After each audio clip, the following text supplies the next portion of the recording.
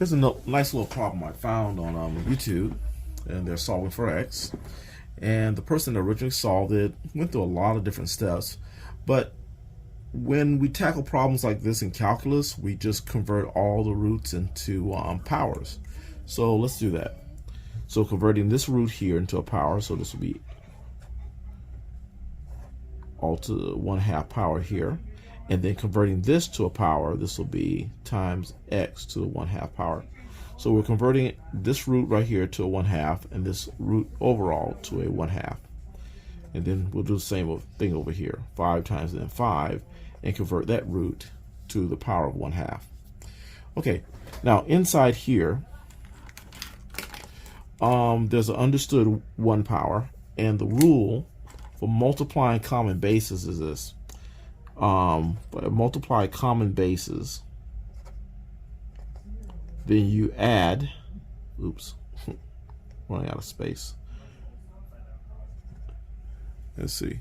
Then you add exponents. So we have common bases, so we're going to add these two exponents. Okay, so the 1 and the 1/2, when you add those, we're going to get x to the 3/2 power. That 3 is a little hard to see.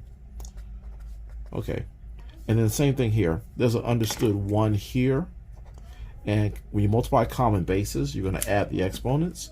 So you'll also get 5 to the 3/2 here. Okay, now next, we have powers raised to powers. The rule for powers raised to powers is this. That's a power raised to another power. The rule is that you multiply those powers. So this will be n times m.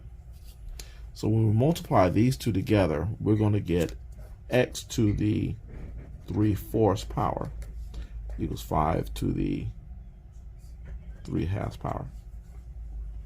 Okay, now to make this an exponent of 1, let's rewrite the problem so we don't lose the integrity of the original problem here.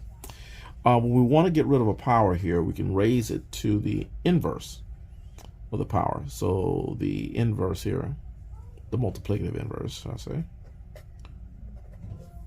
4/3, and then we'll raise other sides to the same thing, same power, 4/3. So powers raised to powers will give you is multiplication again, and this will be 12 over 12, which is 1. So this is now x to the 1st power, and this right here, when you multiply, we're going to get a 2. Okay, when you simplify these, so you're going to get a 12 over 6, which is 5 to the 2nd power, and we can simplify that to 25.